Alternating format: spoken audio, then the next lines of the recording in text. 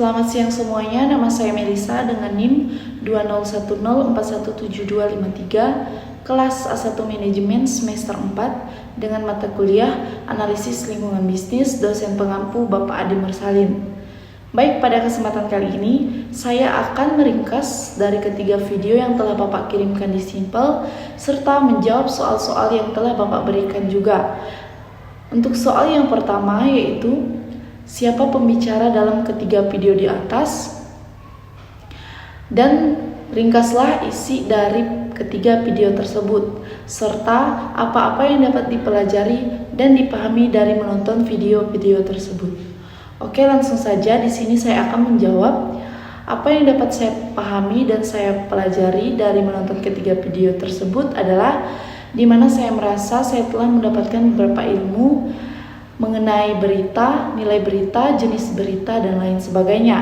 Ini sangat membantu bagi saya, dimana karena saya kurang tahu juga dengan berita, tapi sekarang saya sudah mulai paham dan saya sudah mulai mengerti dengan apa itu berita. Lebih tepatnya di sini saya mendapatkan ilmu, wawasan, pengetahuan tentang berita. Lanjut pada ringkasan videonya. Untuk video pertama dengan pembicara Maya Rahman adalah membahas prinsip berita media online. Berita seringkali diartikan sebagai peristiwa. Berita juga adalah informasi aktual tentang fakta-fakta dan opini yang menarik perhatian orang. Sifat berita yang pertama itu berita harus aktual, yang kedua berita harus lengkap, adil dan berimbang, yang ketiga objektif atau tidak terpengaruh sudut pandang jurnalis, yang keempat ringkas dan jelas atau mudah dimengerti, yang kelima hangat dan terbaru. Unsur berita terdiri dari 5W plus 1H, di mana W itu apa yang sedang terjadi, when kapan peristiwa tersebut terjadi, where di mana peristiwa tersebut terjadi, who siapa saja yang terlibat, why alasan mengapa peristiwa terjadi, dan how bagaimana peristiwa tersebut terjadi. Nilai berita. Nilai sebuah berita ditentukan oleh beberapa indikator, yakni timeliness atau waktu, proximity atau kedekatan, prominence atau tokoh publik, conflict atau konflik, human interest atau drama, oddity atau keunikan, dan currency atau viral atau trending topic. Oke, untuk lanjut video yang kedua masih dengan pembicara Maya Rahman membahas konten media online. Bentuk media online terbagi atas tulisan dan multimedia. Tulisan terdiri dari artikel, di mana artikel itu sendiri terbagi atas editorial, string-like, ident-fin, investigasi, dan features. Sedangkan multimedia terdiri dari foto atau slide foto, grafis, infografis, audiovisual atau video. Jenis-jenis berita online terdiri dari string-like, ident-news, investigasi, features, editorial. Oke, untuk pembahasan untuk string news yaitu terdiri dari kedua adalah hard news dan soft news. Yang kedua, ident news merupakan suatu laporan yang mendalam tentang suatu permasalahan yang berkaitan dengan kepentingan umum. Liputan mendalam disajikan agar masyarakat bisa memahami suatu masalah secara menyeluruh. Biasanya dilaporkan secara kronologis agar mudah dipahami. Gaya penyampaian liputan mendalam seperti perkisahan atau storytelling dan analisis. Lanjut yang ketiga yaitu investigative news, merupakan laporan hasil penelusuran dari sebuah masalah. Biasanya liputan dimulai dari asumsi atau anggapan bahwa ada sesuatu yang salah atau seseorang yang telah melakukan suatu pelanggaran. Yang keempat, features adalah hasil reportasi mengenai suatu objek atau peristiwa yang bersifat memberikan informasi, mendidik, menghibur, meyakinkan, serta mengunggah simpati atau empati pembaca. Penulisan features seringkali disebut a story of facts, di mana sebuah berita yang disajikan dengan gaya bertutur dan gaya yang deskriptif. Yang kelima itu adalah editorial, di mana artikel utama pada sebuah surat kabar yang menjadi pandang redaksi dengan berita yang sedang ramai dibicarakan. Lanjut pada video yang ketiga dengan pembicara M. Ikhwan. Beliau membahas tentang berita, jenis, nilai berita, dan news judgment. Berita adalah sebuah informasi yang baru tentang suatu peristiwa yang penting dan menarik perhatian serta minat khayalan pendengar. Esensi berita terdiri dari aktual, faktual, penting, dan menarik. Di mana aktual itu adalah sesuatu yang baru karena sebelumnya tidak diketahui khayalan dan disebarluaskan dengan segera oleh media massa. Sedangkan faktual adalah sesuatu dianggap sebagai berita kalau berlandaskan pada bukti atau fakta lawannya yang disebut fiktif. Sedangkan penting yaitu dikatakan penting jika informasi itu memberikan manfaat dan pengaruh atas yang memiliki dampak kepada penonton.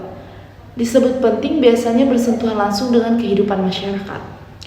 Dan menarik berita harus menarik minat, menjawab rasa ingin tahu orang lain, disukai dan membuat orang lain merasa terhibur. Rumus berita terdiri dari B sama dengan F ditambah NB, di mana B itu berita, F itu fakta, dan NB itu nilai berita. Sifat-sifat media massa yaitu terdiri dari jenis dan sifat, di mana jenisnya terdiri dari cetak radio, televisi, dan internet. Sedangkan sifatnya itu pada jenis cetak terdiri dari dapat dibaca di mana saja, kapan saja. Sedangkan radio sifatnya dapat didengar bila siaran, sedangkan televisi sifatnya dapat dilihat dan didengar. Sedangkan internet sifatnya tidak terikat waktu dan ruang. Jenis berita terdiri dari yang pertama, berita keras adalah segala bentuk informasi yang penting dan menarik yang harus segera diberitakan karena penting untuk segera diketahui khayalan. Contohnya peristiwa politik, ekonomi, hukum, dan lain-lain. Sedangkan yang nomor 2, jenis-jenis beritanya itu adalah soft news, di mana berita yang informasinya ringan sering disebut juga new features. Penyajiannya tidak langsung pada pokok persoalan dan pembahasannya bertutur dan sifat laporannya mendalam. Contohnya pada berita olahraga, seni, tradisi, dan lain-lainnya. Yang ketiga, berita mendalam, di mana memaparkan fakta dan pendapat dalam konteks permasalahan yang lebih luas dan berbagai sudut pandang yang terdiri dari berita komprehensif, yang kedua berita interpretatif, yang ketiga yaitu berita investigatif. Nilai berita adalah cara untuk menentukan apakah berita tersebut layak atau tidak layak ditayangkan. Nilai berita terdiri dari yang pertama, penting, di mana dikatakan penting karena berdampak langsung pada masyarakat. Yang kedua, aktual karena masih hangat dan masih jadi bahan pembicaraan di masyarakat untuk segera diberitakan, seperti yang pertama, aktual, waktu, yang kedua, faktual, masalah. Lanjut pada nilai berita yang ketiga, yaitu magnitude, adalah kekuatan dari suatu topik. Semakin besar dampaknya bagi masyarakat, maka nilai beritanya semakin tinggi. Seperti kenaikan BBM lebih berdampak daripada kenaikan mobil. Yang kedua, seperti kenaikan kebutuhan lebih berdampak pada kenaikan tiket pesawat. Oke, lanjut pada nilai berita yang keempat, yaitu adalah suatu peristiwa yang dekat dengan lebih layak diliputi daripada yang tidak diliputi. Pendekatannya terbagi menjadi dua, yaitu geografis dan emosional. Lanjut kelima, yaitu keterkenalan. Yang keenam, unik, di mana unsur kekasan atau tidak biasa, atau orang digigit kucing itu biasa, tapi orang menggigit kucing itu tidak biasa. Lanjut ketujuh, yaitu human interest, di mana suatu peristiwa yang menyangkut manusia dalam unsur kesedihan, penderitaan, ketegangan, simpatik perjuangan, dan lain-lainnya. Biasanya disajikan dalam bentuk features dengan kejadian dramatis, selalu menarik perhatian penonton. Yang kedelapan, yaitu adalah konflik. Yang kesembilan, kontroversi, di mana suatu hal yang mengandung pro kontra akan menarik dan layak diliput. Yang ke-10, yaitu adalah tren, di mana sesuatu yang sedang menjadi-jadi sedang mendapat perhatian masyarakat atau trending topik atau bisa untuk diliput. Oke, lanjut pada pembahasan selanjutnya, yaitu adalah New Judgment, adalah kemampuan untuk memutuskan atau menyimpulkan kesimpulan atau sebuah fakta berdasarkan nilai berita. Simulasi judgment yang pertama itu ada penemuan mayat perempuan di pinggir kali Ciliwung. Yang kedua, mayat tersebut dalam kondisi rusak, sulit dikenali. Yang ketiga, kondisi mayat dipenuhi luka dan tangan terikat.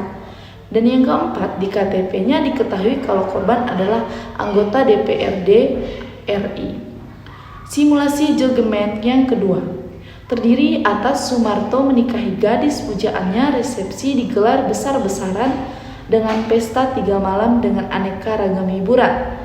Kedua, seorang pria 69 tahun menikahi wanita 19 tahun dengan emas 2 miliar. Simulasi judgment yang ketiga, yang pertama, pelaku pencurian HP ditangkap. Yang kedua, nenek pencuri kayu bakar di hutan lindung dihukum 5 tahun. Yang ketiga, anak menggugat ibu kandungnya 3 miliar rupiah. Yang keempat, Ahmad Dhani divonis 1,5 tahun penjara. Sekian dari ringkasan video. Mohon maaf jika ada kesalahan kata. Sekian dari saya ucapkan terima kasih.